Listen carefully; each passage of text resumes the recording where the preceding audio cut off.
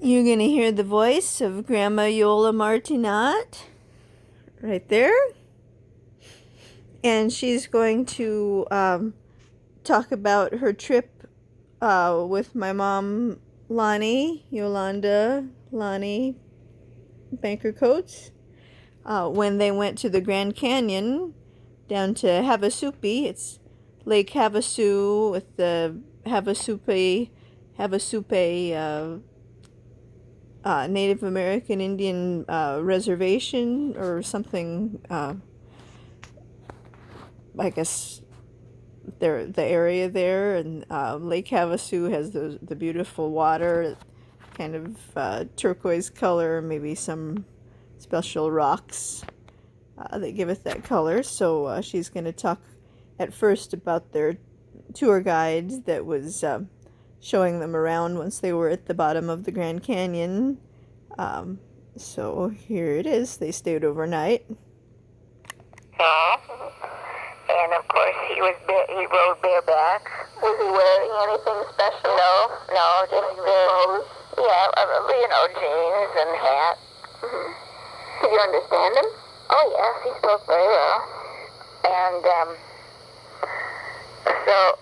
but as we were waiting for the Indian guide to show up, we were overlooking the view, which was very beautiful, but it was a little bit windy, and Lonnie's hat went flying over the mesa. Over the Grand Canyon? Yeah, and she says, "Oh my God, my hat!" Oh, I guess they were still at the top of the Grand Canyon at this point, before they'd gone down to the bottom of it. Okay. And just about that time, the Indian showed up, and he says, "I'll go get it for you." That's their guide.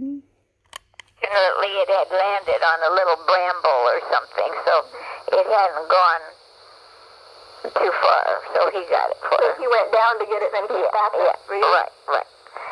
So then we got on a horse. Bareback? Oh, no. Are you kidding? Okay. And so we got on the horse. Who carried your luggage? We didn't have much. She did.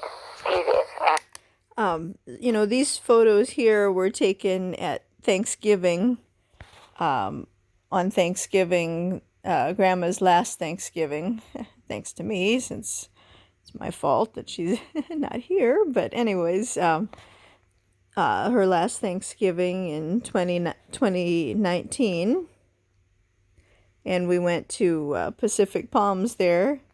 They had a banquet, Thanksgiving dinner, like a buffet, and it was held at the upstairs restaurant, Shima, with the on the second floor there, or maybe even a little higher, and with the nice views of the mountains and palm trees and water feature.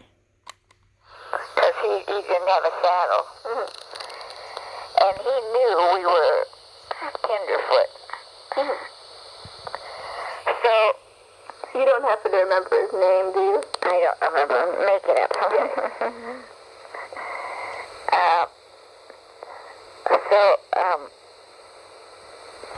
I was beginning to kind of get a little bit worried because the horse looked awful big. How wide or narrow was the path? That was the problem. The path was only about 2 feet? 2 or 3 feet wide.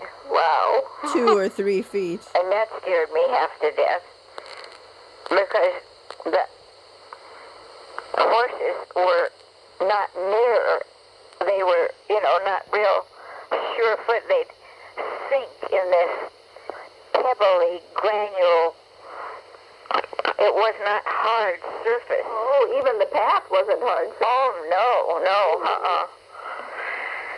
And of course, I said a lot of prayers as we were going down to the. I said, "Oh my God, what did I get myself into?"